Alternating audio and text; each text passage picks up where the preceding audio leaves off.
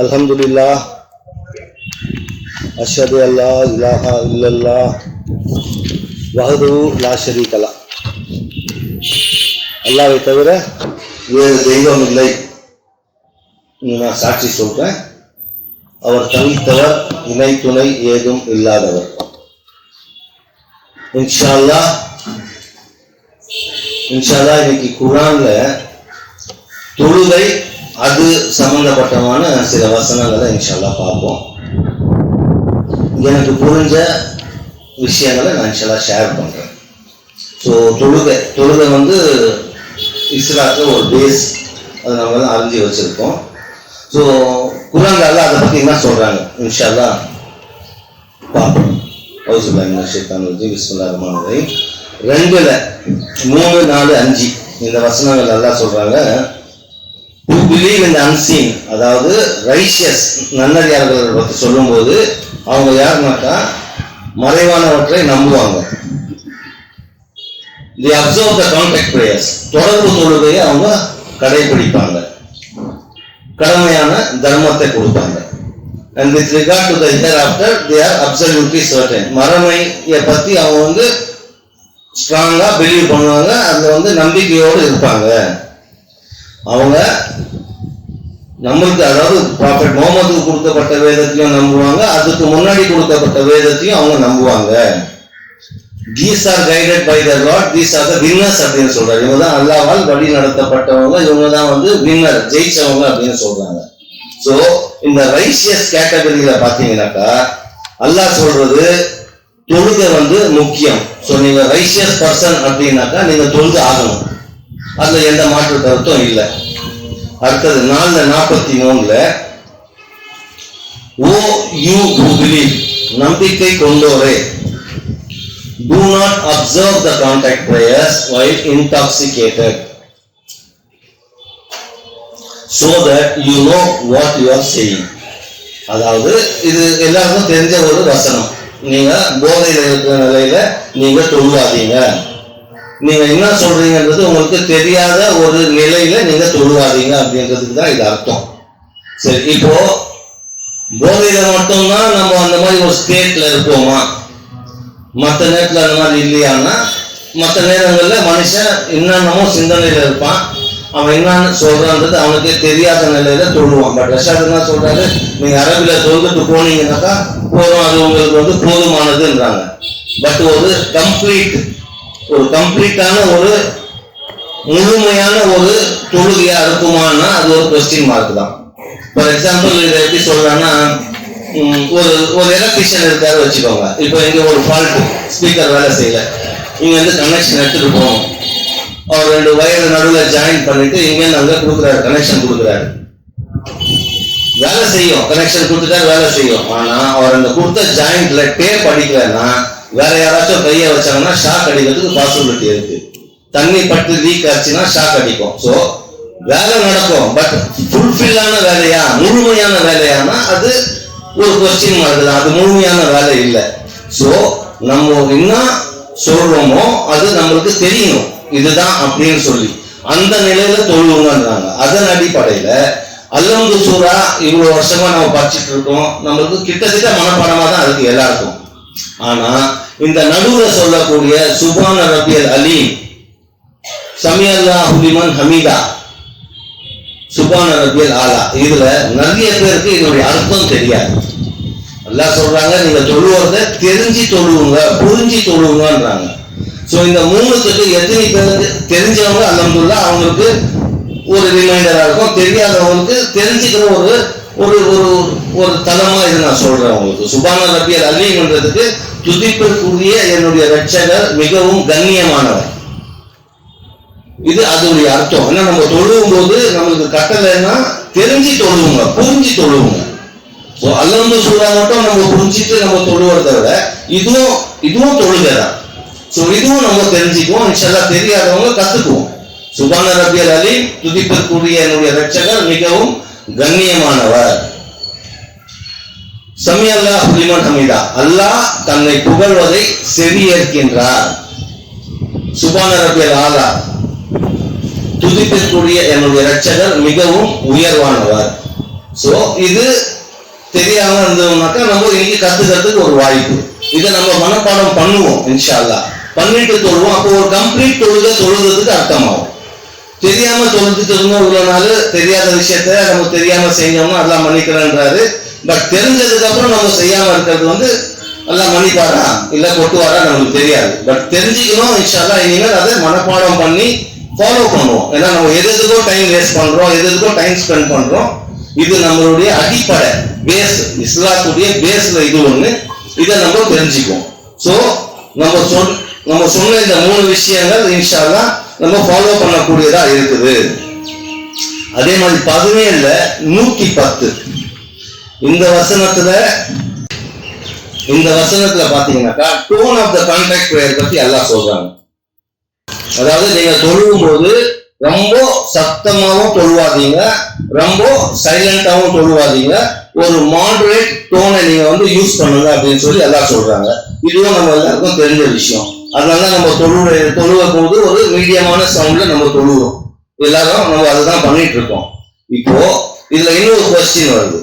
தொழுகைன்றது நீங்க அல்லாஹ் அக்பர் சொல்லி தக்பீர் கட்டுறதுல இருந்து சலாம் கொடுக்கறது வரைக்கும் தொழுகை.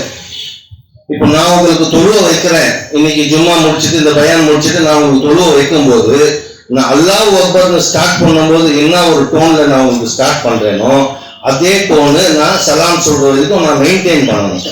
அப்போதான் அந்த டோனு அல்லாஹ் கொடுக்குற அந்த கட்டளைக்கு நான் கட்டுப்படுறதா அர்த்தம். நம்ம சில நேரத்தில் மறந்துடுறோம். சுபான ரபியல் அலீம், சுபான ரபியல் ஆலா இதெல்லாம் நம்ம ஒரு மீடியமான டோன்ல சொல்றது இல்லை. தொழுவ வைக்கும் போது அது மிஸ் ஆயிடுது. மற்றதெல்லாம் நம்ம சொல்றோம், பட் அது நம்ம சொல்றதுக்கு கொஞ்சம் மறக்கிறோம். ஸோ இன்ஷா அல்லாஹ் இதுவும் ஒரு ரிமைண்டரா எடுத்துட்டு அதுவும் நம்ம ஒரு ஃபாலோ பண்ணோம்னா இன்ஷா அல்லாஹ் சில விஷயங்கள் நம்மளுக்கு தெரிஞ்சிருக்கும், பட் நம்ம மறப்போம். இது ஒரு நினைவூட்டல். அடுத்தது 692 சொல்றாங்க. This too is a blessed scripture that we revealed, confirming the previous scriptures, that you may warn the most important community and all around it. அதாவது இந்த வேதமும் ஒரு ஆசீர்வாதிக்கப்பட்ட வேதம், இதுக்கு முன்னாடி வந்த வேதங்களை போல. இப்போ இந்த வேதத்தை வச்சு என்ன பண்ணணும்? மோஸ்ட் இம்பார்ட்டன்ட் கம்யூனிட்டி பிளஸ் அதை சுத்தி இருக்கிற நாடுகளை நீங்க வார்ன் பண்றதுக்காக அப்படின்னு சொல்றாங்க. அது ரஷத் கலீஃபா டிரான்ஸ்லேட் பண்ணியிருப்பாரு, சப்டைட்டில் கொடுத்துருப்பாரு, ஃபுட்நோட் கொடுத்துருப்பாரு. மோஸ்ட் இம்பார்ட்டன்ட் கம்யூனிட்டி அமெரிக்கா, அதை சுத்தின நாடுகள், அதாவது வெஸ்டர்ன் வேர்ல்ட நீங்க இதை வச்சு வார்ன் பண்றதுக்காக நீங்க இதை யூஸ் பண்ணுங்க, இல்லை நீங்க ப்ரீச் பண்ணுங்க அப்படின்றதுக்காக. பின்னாடி வரக்கூடிய விஷயம் தான் main. Those who believe in the hereafter will believe in this scripture. மறுமையை யார் நம்புறாங்களோ அவங்க இந்த வேதத்தை நம்புவாங்க. And will observe the contact prayers. மேலும் தொடர்பு தொழுகையை அவங்க தொழுவாங்க. சோ இந்த தொழுகைன்றது பாத்தீங்கன்னாக்கா நீங்க நன்னறியாளர் தொழுவணும், நீங்க வேதத்தை நம்புறீங்க நீங்க தொழுவணும், நீங்க அல்லாஹ்வை நம்புறீங்க நீங்க தொழுவணும்ன்றது அதுக்கு விதி விலக்கு இல்லை, நீங்க தொழுதுதான் ஆகணும். அடுத்தது 8ல 2ல 4 2 3 4 அது படிச்சோம்னாக்கா உண்மையான பிலீவர் யார் அப்படின்றத பத்தி எல்லாம் சொல்றாங்க. ட்ரூ பிலீவர்ஸ் அப்படின்னு சொல்லி அது பாத்தீங்கன்னாக்கா the true believers are those whose hearts stumble when God is mentioned. உண்மையான பிலீவர் கிட்ட போய் அல்லாஹ் அப்படின்னு சொன்னா அவரோட இதே என்ன ஆகும்? தக்கு அடிக்கும், துடிக்கும். நம்ம எத்தனை பேருக்கு அது துடிக்குது? எனக்கு துடிக்கல. அப்போ நான் உண்மையான நம்பிக்கையாளர் ஆகல இன்னும், அப்படிதான் அர்த்தம். ஏன்னா அல்லாஹ் சொல்றாங்க உண்மையான பிலீவர் யாருன்னாக்கா அவங்களுக்கு அல்லாஹ் அப்படின்ற வார்த்தை அவங்க கேட்ட உடனே அவங்க இதயம் டப்புன்னு துடிக்கும். ஸோ நம்மளை இன்னமும் நம்ம இன்னும் ஸ்ட்ராங் பண்ணணும். இன்னமும் நம்ம அல்லாஹ்வுடைய பயம் பக்தி அது நம்ம முதல்ல அதை நம்ம கையில இருக்கணும். அல்லாஹ் சொல்றாங்க they should value God as he should be valued. அதாவது அல்லாஹ் நீங்க எப்படி மதிப்பிடணுமோ அந்த அளவுக்கு நீங்க மதிப்பிடணும். You should know God as he should be known. அவரை எப்படி அறிந்திருக்கணுமோ அந்த மாதிரி நீங்க அல்லாஹ்வை நீங்க அறிந்திருக்கணும்ன்றாங்க. சோ நம்மளுக்கு அந்த வார்த்தை அல்லாஹ் அப்படின்ற வார்த்தை நம்ம கேள்விப்படும் போது இன்ஷா அல்லாஹ் நம்ம ஹார்ட்டும் அந்த மாதிரி துடிக்கணும். அந்த அளவுக்கு நம்மள நம்மளுடைய ஈமான நம்ம ஸ்ட்ராங் பண்ணணும். And when his revelations are recited to them, their faith is strengthened. and they trust in the Lord. அல்லாஹ்வுடைய வெளிப்பாடுகள் அவங்களுக்கு ஓதி காமிக்கப்பட்டால் அவங்களுடைய விசுவாசம் இன்னும் வளருது. அவங்க அல்லாஹ்வை நம்புறாங்க, அவங்க அல்லாஹ் மேல அவங்க நம்பிக்கை வச்சிருக்காங்க. பின்னாடி சொல்றாங்க, they observe the contact prayers and from our provisions to them they give to charity. So அவங்க true believers, அவங்களுடைய கேரக்டர் என்னவா இருக்கும்னா அவங்க வந்து தொழுவாங்க. they observe the contact prayer. See, contact prayer சொல்லும்போது ஏதோ ஒரு வேளை தொழுதோம் 2 வேளை தொழுதோன்றது கிடையாது. கான்டாக்ட் தொடர்ந்து பண்ண வேண்டியது, அதுக்கு பேர் தான் நம்ம கான்டாக்ட்னு சொல்றோம். நிறைய பேர் இருக்காங்க ஃபஜர்னா என்னமே தெரியாம இருக்காங்க, ஃபஜர் படிக்கிறதே இல்லை. எனக்கு தெரிஞ்சு இருக்காங்க ஃபஜர் படிக்கிறதே இல்லை. பட் கண்டினியூஸ், அந்த கண்டினியூஸ் ப்ராசஸ் பண்ணா மட்டும்தான் அல்லாஹ் சொல்ற விஷயங்கள் நம்மளால கிராஸ் பண்ண முடியும். பிளஸ் அல்லாஹ்வுடைய கருணையை நம்ம பெற முடியும். அல்லாஹ் நம்ம மேல அவருடைய பவுண்டரிஸை ஷவர் பண்றாரு. அல்லாஹ்வுடைய கருணை என்னும் பொக்கிஷத்தை நம்ம மேல ஷவர் பண்ணணும்னா நம்ம அல்லாஹ்வுடைய கட்டளைகளுக்கு நம்ம கீழ்ப்படியணும், அதை நடக்கணும். வெறும் வாயால சொல்லிட்டு நான் சப்மிட்டர் அப்படின்னு சொல்லிட்டு நம்ம போயிட முடியாது. இதெல்லாம் பண்ணாதான் செயல்லையும் நம்ம வந்து காமிக்கணும் செஞ்சு. நான் வெறும் வாயால படிக்கிறேன், சொல்றேன், 4 பேருக்கு சொல்றேன், நான் மட்டும் எப்படி வேணாலும் இருப்பேனாக்கா அது சப்மிஷன்ல ஆகாது. அல்லாஹ் அப்படிப்பட்ட ஒரு கட்டளையே கொடுக்கல. 9:71 எல்லாமே வந்து நமக்கு தெரிஞ்ச விஷயம், எல்லாம் வந்து கேள்விப்பட்ட வசனங்கள் தான். பட் ஸ்டில் இது ரிமைண்டருக்காக சொல்றேன். அதாவது believing men and women are ஒருத்தருக்கு ஒருத்தர் கூட்டாளிங்க, allies of one another, நேசகர்கள். The believing men and women are allies of one another. They advocate righteousness and forbid evil. நம்பிக்கையான ஆண்கள் நம்பிக்கையான பெண்கள் 2 பேரும் ஒருத்தருக்கு ஒருத்தர் கூட்டாளிங்க. அவங்க என்ன பண்ணுவாங்கன்னாக்கா தீமையை தடுப்பாங்க, நன்மையை ஏவுவாங்க. They observe the contact prayers, give the obligatory charity and they obey God and His messenger. அவங்க என்ன பண்ணுவாங்க, தொடர்பு தொழுகையை தொழுவாங்க, ஜகாத்தையும் கொடுப்பாங்க. These will be showered by God's mercy. God is almighty, most wise. So இப்படிப்பட்டவங்க அல்லாஹ் என்ன சொல்றாரு, இவங்க கடவுளுடைய கருணையால் பொழியப்படுவாங்க. ஸோ ஜக்காத்து எங்க வந்து தொழுகை வருதோ அங்க வந்து ஜக்காத்து ஆட்டோமேட்டிக்கா எல்லாம் 99.9% வசனத்துல சொல்லிட்டே தான் வருவார். ஏன்னா ரெண்டுமே வந்து ஹேண்ட் இன் கிளவ் மாதிரி, ஒண்ணுக்கு ஒண்ணு தொடர்பு உடையது, ஒன்னாதான் போவோம். ஸோ சலாத்துக்கு வந்து நம்மளுக்கு அவ்வளோ இம்பார்ட்டன்ஸ் எல்லாம் கொடுக்குறாங்க. சலாத்து பண்ணா மட்டும்தான் நம்மளுக்கு வந்து மீட்சி அடையும், மீட்சி கிடைக்கும் அப்படின்றது தான் வந்து சொல்ல வர ஒரு கருத்து. ஸோ சலாத்து வந்து நீங்க மிஸ் பண்ணவே கூடாது. அப்படிப்பட்ட இம்பார்ட்டன்ஸ் குர்ஆன்ல இருக்கு சலாத்துக்கு. 14:31 அல்லாஹ் சொல்றாங்க, exhort my servants who believed to observe the contact prayers. எடுத்து சொல்லுங்க யாருக்கு, என்னுடைய அடியார்களுக்கு என்னன்னு சொல்லி தொடர்பு தொழுகை நீங்க தொழுணும். And to give the obligatory charity from our provisions to them.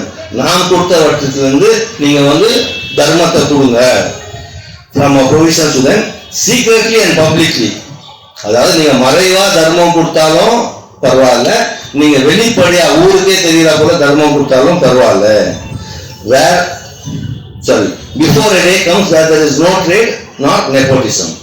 அந்த ஒரு நாள் வரத்துக்கு முன்னாடி, எந்த ஒரு நாள், அந்த கேள்வி கணக்கு நாள் வரத்துக்கு முன்னாடி, அந்த நாள் அன்னைக்கு எந்த ஒரு உறவு முறையோ எந்த ஒரு வர்த்தகமோ இல்லாத அந்த நாள், அதை வந்து அல்லாஹ் தெளிவா சொல்றாங்க. அந்த நாள்ல எந்த ஒரு பரிந்துரையும் வந்து அக்செப்ட் பண்ண முடியாது. எக்ஸப்ட் யார் அல்லாஹ் வந்து பேச சொல்றாங்களோ அவங்கள தவிர வேற யாராலையும் அவங்க பேசவும் முடியாது.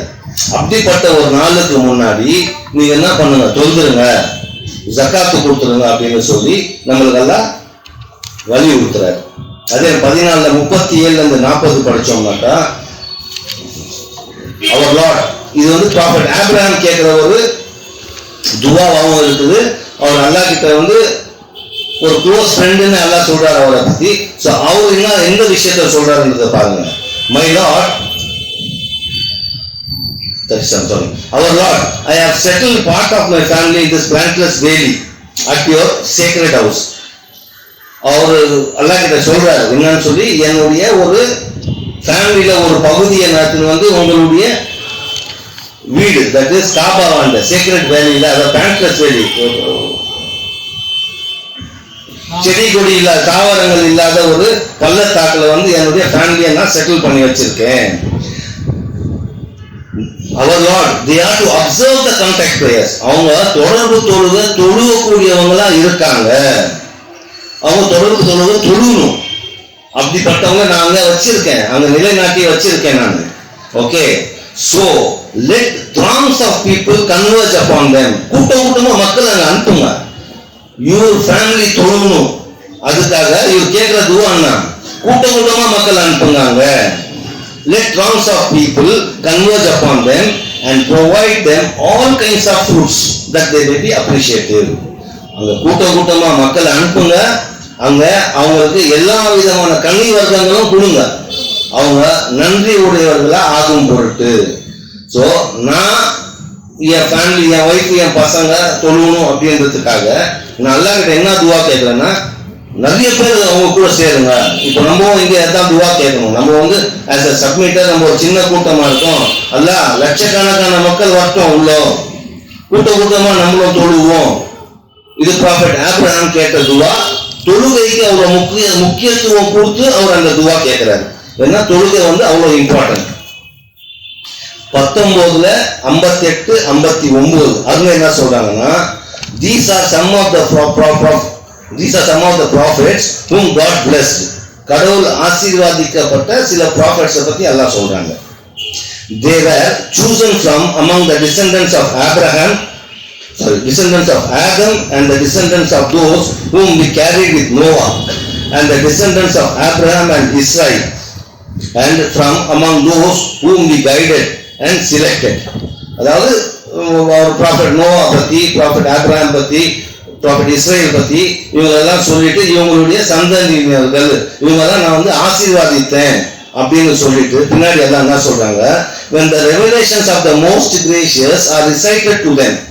அல்லாஹ்வுடைய இந்த வெளிப்பாடுகள் அவங்களுக்கு ஓதி காமிக்கப்பட்டால் அவங்க என்ன பண்ணுவாங்க, they fall prostrate weeping. அழுதவாறு அவங்க வந்து சுஜூதுக்கு போயிடுவாங்க. இது பயபக்தி.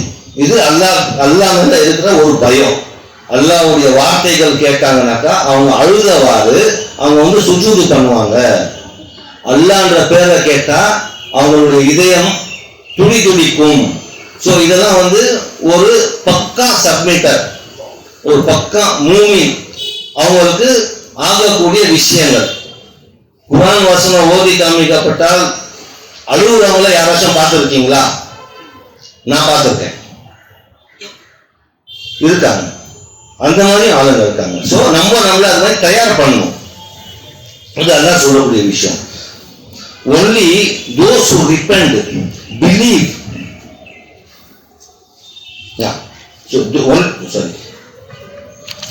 fall prostrate and weeping them. After them he substituted generations who lost the contact prayers. அதுக்கப்புறம் ஒரு சந்ததியை அவர் வந்து எப்படி ஆக்குனாருனாக்கா, தொழுகையே வந்து அவங்க மறக்கும்படி ஆயிட்டாங்க. அந்த மாதிரி ஒரு சந்ததியை ஆக்குனாரு. ஏன்னாக்கா அவங்க என்ன பண்ணாங்க, தங்களுடைய காம இச்சைகளை அவங்க வந்து பின்பற்றினாங்க. அதனால அவங்கள அந்த மாதிரி ஒரு சமூகமா ஆக்கி விட்டாரு. பின்னாடி எல்லாம் சொல்றாங்க, they will suffer the consequences. இதுக்கு பின் விளைவுகள் அவங்க வந்து நிச்சயமா அவங்க அனுபவிப்பாங்க அப்படின்னு சொல்றாங்க. ஸோ குர்ஆன் தொழுகைக்கு அல்லாஹ் கொடுக்குற இம்பார்ட்டன்ஸ் நம்ம வந்து எடுத்து பார்த்தோம்னா கொஞ்சம் நெஞ்சம் இல்லை, நிறைய.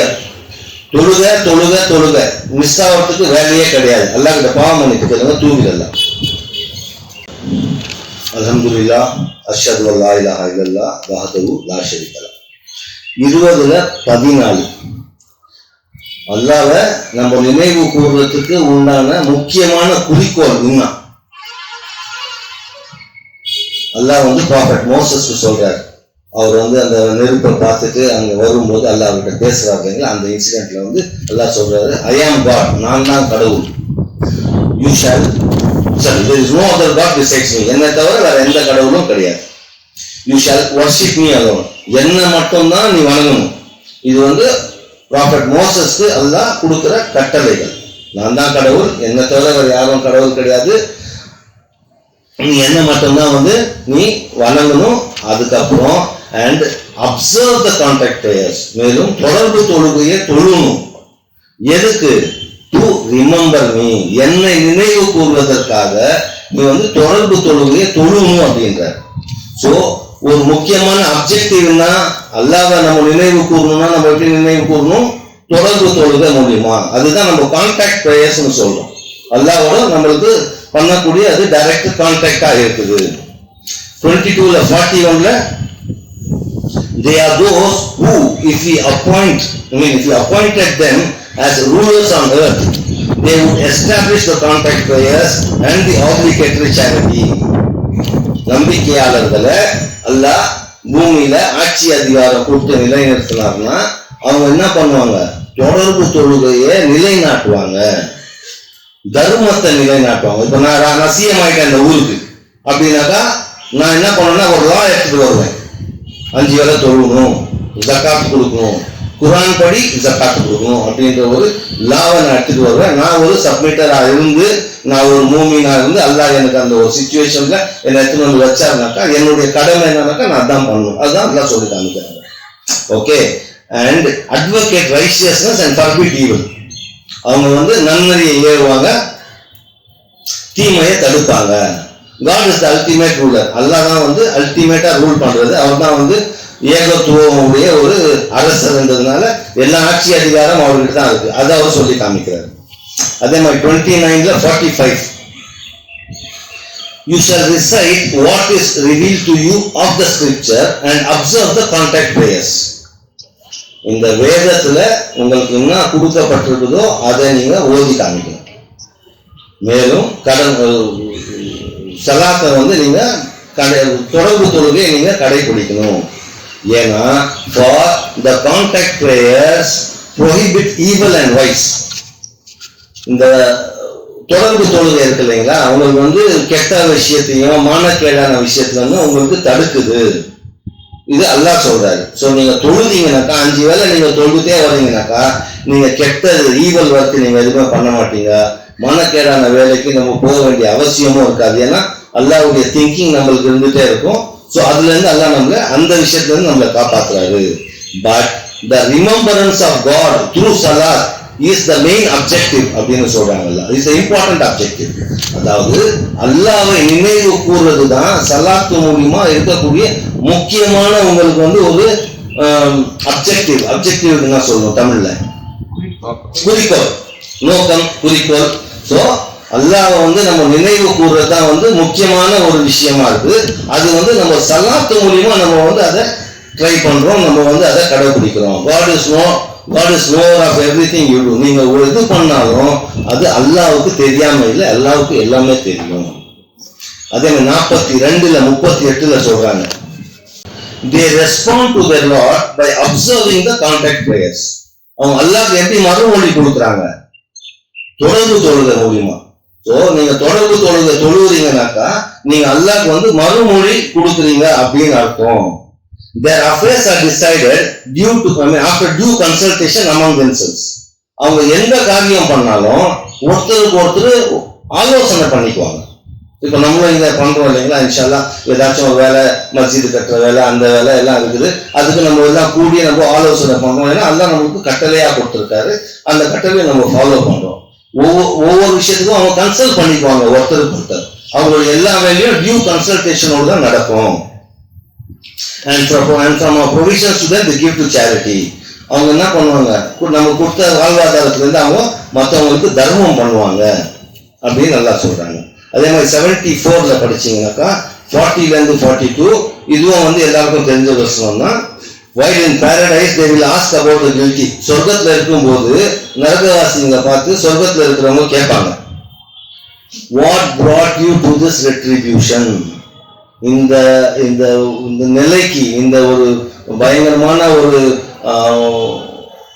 தண்டனைக்கு உங்களை உண்டாக்குனது எது, உங்களை இழுத்துட்டு வந்தது எது அப்படின்னு சொல்லி நரகத்துல இருக்கிறவங்க, சொர்க்கத்துல இருக்கிறவங்க நரகத்துல இருக்கிறவங்க பத்தி கேட்பாங்க. அதுக்கு நரகத்துல இருக்கிறவங்க சொல்லுவாங்க, we did not observe the contact prayers. நாங்க தொடர்பு தொழுகைகளை தொழுவாம இருந்ததுனால நாங்க இங்க வந்துட்டோம். We did not feed the poor. நாங்க ஏழைங்களுக்கு உணவு அளிக்கல, அதனால நாங்க இங்க வந்துட்டோம். We blended with the blunderers. வீணா போன தேவையில்லாத பேசிட்டு இருந்தோம். உலக வாழ்க்கையில தேவையில்லாத வார்த்தைங்க பேசணும், அதாவது ஊர் சுத்தினவங்களோட சேர்ந்து நாங்க ஊர் சுத்தணும், அதனால நாங்க இங்க இருக்கிறோம். We disbelieved in the day of judgment. நாங்க மறுமை நாளை வந்து நாங்க நம்ப மறுத்துட்டோம். ஸோ இதுல எல்லாம் பாத்தீங்கன்னாக்கா தொழுக என்றது ரொம்ப ஒரு இம்பார்ட்டன்ட் ரோல் நம்மளுக்கு பிளே பண்ணுது. தொழுகணும், தொழுவலைனாக்கா உங்களுடைய ஆத்மா வளராது. தொழுவதான் உங்க ஆத்மா வந்து வளர போகுது. அதே மாதிரி 87 14-15 படிச்சோம்னா அல்லாஹ் சொல்றாங்க, successful indeed is the one who redeems his soul. யார் தன்னுடைய ஆன்மாவை மீட்டுக் கொள்கின்றாங்களோ அவங்க வந்து வெற்றியாளர்கள், சக்சஸ் ஆயிட்டாங்க.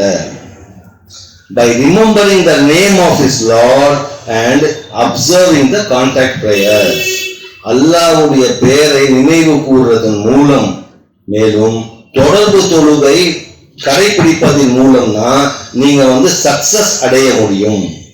அவங்க தான் சக்சஸ்ஃபுல் இன்டீட் அப்படின்னு அல்லாஹ் வந்து சொல்றாரு. சக்சஸ், அவங்க வந்து சக்சஸ் ஆயிட்டாங்க.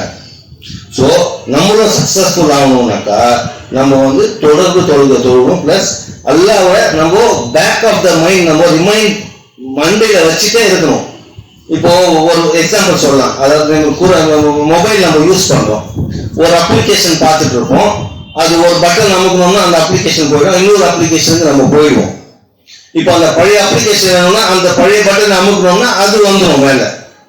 இது நம்ம மொபைல் யூஸ் பண்றவங்க எல்லாருக்கும் தெரியும். அந்த மாதிரி நம்ம வேலை செஞ்சுட்டு இருக்கும்போது நம்ம பேக் ஆஃப் த மைண்டு அல்லாஹ்வுடைய ஞாபகம், அல்லாஹ்வுடைய பேரு, இன்னும் சொல்லலாம். சுபான் அல்லாஹ் சொல்லுங்க, அல்ஹம்துலில்லாஹ் சொல்லுங்க, அல்லாஹ் அல்லாஹ்னு சொல்லுங்க. கையும் எவ்வளவோ அல்லாஹ் சொல்லி கொடுக்குறாங்க நம்மளுக்கு குர்ஆன்ல. அதெல்லாம் நீங்க பேக் ஆஃப் த மைண்ட்ல உங்களுக்கு ஓடிட்டே இருந்ததுனாக்கா நிச்சயமா நம்ம சக்சஸ்ஃபுல் ஆகும் இன்ஷா அல்லாஹ். ஆனா தொடர்பு தொழுகையை விட்டுறக்கூடாது. ஃபைனலா ஒரு வசனம் 98:4-5 அல்லாஹ் சொல்றாங்க, in fact those who received the scripture did not dispute until the proof was given to them. இதுக்கு முன்னாடி வேதம் வழங்கப்பட்டது இல்லைங்களா, அவங்களுக்கு என்ன சொல்றாங்கல்ல, இந்த வேதம் வந்து இதனுடைய ப்ரூஃப் அவங்களுக்கு காமிக்காத வரைக்கும் அவங்க இதை வந்து தர்க்கம் பண்ணல, அவங்க இதை டிஸ்பியூட் பண்ணல. அது வரைக்கும் அவங்க வந்து இதை டிஸ்பியூட் பண்ணல, அவங்க இருந்தாங்க. அதுக்கு அவங்களுக்கு அல்லாஹ் சொல்றாரு, all that was asked of them was to worship God. அவங்க கிட்ட கேட்டதெல்லாம் என்னன்னாக்கா கடவுளை மட்டும் நீங்க வணங்குங்க, devoting the religion absolutely to him alone. அல்லாஹ்வுக்கு மட்டும் இந்த ரிலிஜன், அதாவது ரிலிஜன்னாக்கா வேதத்தை வந்து நீங்க ரிலிஜனுக்கு மார்க்கம், இந்த மார்க்கத்தை அல்லாஹ்க்கு மட்டும் நீங்க பரிபூர்ணமா வந்து நீங்க அர்ப்பணிங்க, அவருக்கு மட்டும் நீங்க டிவோட்டடா இந்த ரிலிஜனை நீங்க வச்சு வர்ஷிப் பண்ணுங்கன்னு சொல்லிட்டு மேல என்ன சொல்றாங்க, that is devoting the religion absolutely to him alone, observe the contact prayers and give the obligatory charity, such is the perfect religion அப்படின்னு அல்லாஹ் சொல்றாங்க. அதாவது அவங்க கிட்ட கேட்கப்பட்டதுல இப்ப நம்ம கிட்ட என்ன கேட்கப்படுறது இதே தான். அல்லாஹ்வுக்கு மட்டும் தனித்து நம்மளுடைய ரிலீஜனை வந்து டிவோட் பண்ணணும், தொடர்பு நிலைநிறுத்தணும், தர்மம் கடமையான தர்மம் கொடுக்கணும். இது மூணும் சொல்லிட்டு இது வந்து அல்லாஹ் சொல்றாங்க பர்ஃபெக்ட் ரிலீஜன் அப்படின்றாங்க. ஸோ நம்மளுக்கு இன்னும் நிறைய வசனங்கள் இருக்கு, டைம் இல்லை. ஸோ இதுல இருந்து ஒரு பேஸ் நம்ம எடுத்துக்கிறோம் அப்படின்னாக்கா தொழுகைன்றது நம்மளுக்கு மஸ்ட்ன்றது எல்லாருக்கும் தெரியும். சில பேருக்கு சில டிஸ்பியூட் இருக்குது, அது தள்ளி வச்சிருவோம். பட் குர்ஆன் அடிப்படையில் நம்ம பார்த்தோம்னாக்கா எல்லா இடத்துலயும் வந்து அல்லாஹ் வந்து தர்மத்தை வந்து எப்படி வந்து கம்பல்சரி அப்படின்றாங்களோ அது மாதிரி குர்ஆன் தொழுகை வந்து கம்பல்சரி, தொழுதுதான் ஆகணும், வேற வழி இல்லை. இது வந்து நம்மளுக்கு கடமையாக்கப்பட்ட ஒண்ணு. தொழுகை மூலியமா உங்களுக்கு நிறைய அட்வான்டேஜ் இருக்குது. உங்களுக்கு மானக்கேடான விஷயத்துல தொழுகை தடுக்குது, உங்களுக்கு கெட்ட விஷயத்துல அது தடுக்குது. பிளஸ் அல்லாஹ் வந்து கேரண்டீடு விக்டரி கொடுக்குறாரு. நீங்க சக்சஸ்ஃபுல் ஆகணும்னாக்கா நீங்க தொழுவுங்கன்றாரு. அது மாதிரி எல்லாம் நிறைய விஷயங்கள் நம்மளுக்கு வச்சிருக்காரு தொழுகையில. ஸோ நம்ம தொழுகையை இன்ஷா அல்லாஹ் கடைபிடிப்போம். ஒண்ணு. ரெண்டாவது, ஜும்மாவை பத்தி எல்லாம் சொல்லும்போது உங்களுடைய வியாபாரத்தை விட்டுட்டு நீங்க சீக்கிரம் எழுந்து வாருங்க, நீங்க அறிந்து இருந்தால் அப்படின்றாரு. லேட்டா வரவங்க அதை அறியல. ஸோ அதுல என்ன பெனிஃபிட் இருக்குதுன்றது அதை நீங்க சீக்கிரமா வந்தா அதை நீங்க உணர்வீங்க. ஸோ தயவுசெய்து ஜும்மா ஆயிடுச்சுனாக்கா, ஜும்மா டைம் ஆயிடுச்சுனாக்கா உங்க வியாபாரத்தை விட்டுடுங்க. ஒரு 5 நிமிஷம் 10 நிமிஷம் முன்னாடியே வாங்க. இன்ஷா அல்லாஹ் அருள் செய்வாரு. தொழுகைக்கு ரெடி ஆகும். அக்கி முஸ்ஸலாம்.